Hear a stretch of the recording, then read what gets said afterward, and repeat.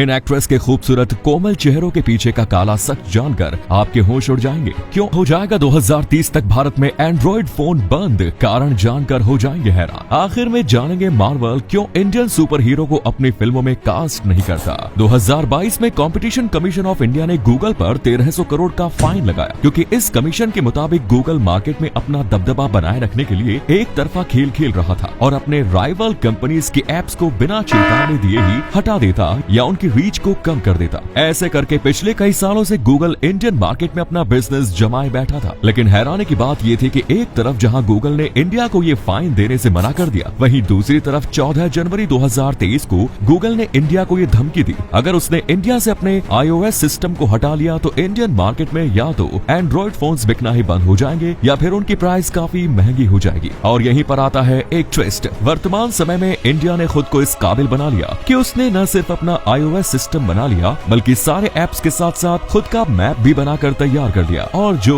इतना जबरदस्त है कि आसानी से गूगल मैप को चुनौती दे सकता है। इंडिया के बनाए इस iOS सिस्टम का नाम है भार OS, जिसे भारत में मैन्युफैक्चर होने वाले फोन में डाला जाएगा और इसका पर्सनल एक ऐप स्टोर भी होगा, जिससे आप जरूरत की सभी एप्स को डाउनलोड कर सकेंगे, जो इंडियन मार्केट के लिए पूर्ण रूप से सेफ है। एक्सपर्ट्स के मुताबिक गूगल राज खत्म करने के लिए इंडिया कभी भी ये डिसीजन ले सकता है, जिससे भारत में बिकने वाले सभी फोन्स के अंदर उनका ही ऑपरेटिंग सिस्टम होगा। अगर ऐसा हुआ तो साल 2030 तक हम गूगल के ऊपर बिल्कुल भी डिपेंडेंट नहीं होंगे और गूगल इंडियन मार्केट से गायब ही हो जाएगा। बॉलीवुड एक्ट्रेस की पतली कमर और कातिल अदाओं की दुनिया दीवानी है, लेकिन कई अदाकारा ऐसी भी है जिनकी खूबसूरती असली नहीं बल्कि प्लास्टिक सर्जरी की देन है। टीवी जगत की मशहूर इच्छाधारी नागिन मौनी रॉय, इनकी ये तस्वीर गवाह है कि कैसे मौनी ने अपने चेहरे की सर्जरी करवाकर खुद को इतना खूबसूरत बनवा लिया। इंजेक्शंस की मदद से फुलाए गए होंठ, स्किन लाइटनिंग ट्रीटमेंट, नाक की प्लास्टिक सर्जरी और बोटॉक्स, ये सब तो कुछ भी नहीं। मौनी ने ब्रेस्ट इम्प्लांट और फेस अपलिफ्टमेंट जैसी सर्जरी भी की। हालांकि उसने कभी सरेआम इस चीज को नहीं स्वीकारा, लेकिन ये प्लास्टिक सर्जरी का ही कमाल नहीं तो और क्या है। मौनी 37 साल की उम्र में भी इतनी जवान और हॉट दिखती है। जहां उनके साथ आई सभी एक्ट्रेसेस का करियर तो खत्म हो गया, वहीं मौनी पिछले 20 सालों से इंडस्ट्री में अपना जलवा बिखेर रही है। आप ये जानकर चौंक जाएंगे, क्योंकि सास भी कभी बहू थी से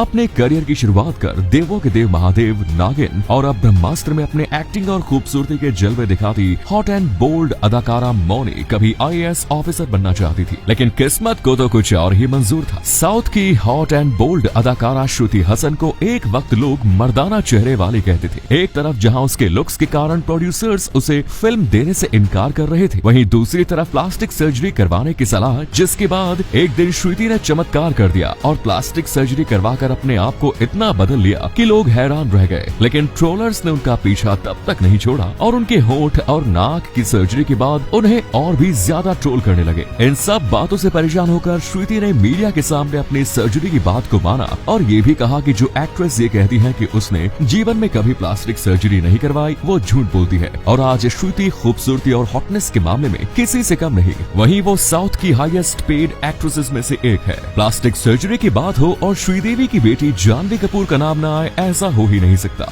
बॉलीवुड की बेहद ही खूबसूरत अदाकारा जानवी ने अपनी मां की मर्जी के बगैर बॉलीवुड में कदम जरूर रखा, लेकिन अपने आप को मां जैसा सुंदर दिखाने के लिए इतनी सारी प्लास्टिक सर्जरीज करवा ली कि लोग हैरान रह गए। चेहरे से चर्बी को कम किया, नाक और होठों की सर्जरी भी की, मगर उन्होंने कभी इस बात को एक्सेप्ट नहीं किया। पर जानवी एक स्टार किड है, जिस वजह से वो बचपन से ही लाइमलाइट में रही, जिसके चलते जानवी पहले कैसी दिखती थी और अब कैसी दिखती है ये पूरी दुनिया जानती है। ये तो कुछ भी नहीं, जानवी की छोटी बहन खुशी कपूर सर्जरी के मामले में मां और बड़ी बहन से एक कदम आगे है। इसे देख ये लग रहा है कि खुशी ने सर्जरी नहीं करवाई, बल्कि उनका फिर से जन्म ही हुआ हो। मार्वल यूनिवर्स की आज पूरी दुनिया दीवानी है और मार्वल की हर फिल्म भारत में करोड़ों का बिजनेस भी करती है। बावजूद इसके मार्वल की यूनिवर्स में एक भी इंडियन सुपर हीरो क्यों नहीं है? दरअसल मार्वल ने जब मूवी बनाना शुरू किया तब उन्होंने USA और दूसरे इंग्लिश बोलने वाले देशों को ध्यान में रखकर इसकी शुरुआत की, और इसी कारण इन सुपर हीरो रोल के लिए जिन भी एक्टर्स को लिया गया वो इन्हीं कंट्री के थे।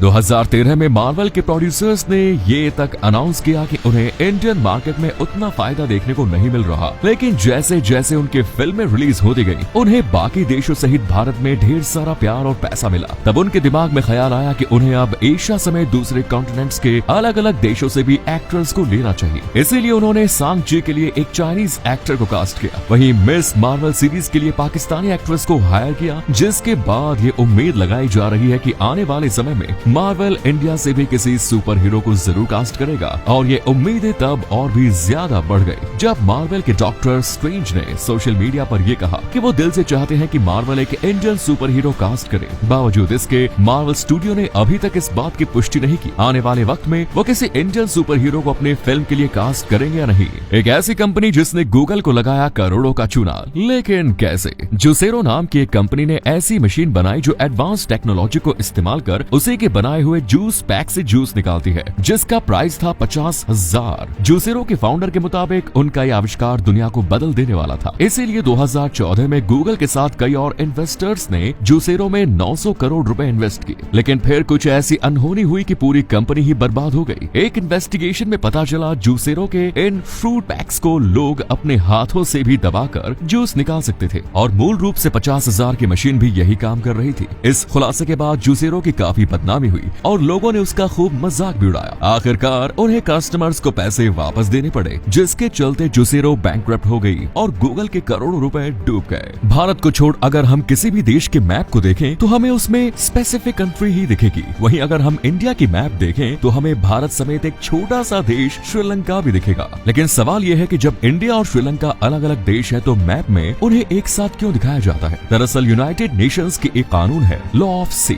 जिसके अनुसार कोई भी देश जिसकी सीमा समंदर से लगती है उस देश के बॉर्डर से लेकर 370 किलोमीटर का समुद्री इलाका उसी देश के अधीन आता है। श्रीलंका हमसे सिर्फ 34 किलोमीटर दूर है, जो हमारे समुद्री इलाके में ही पड़ता है। इसी वजह से भारत के मैप में श्रीलंका को भी दिखाया जाता है और इन दोनों देश के बीच आने वाले समुद्री इलाके को इन्होंने आधा आधा बांट लिया है।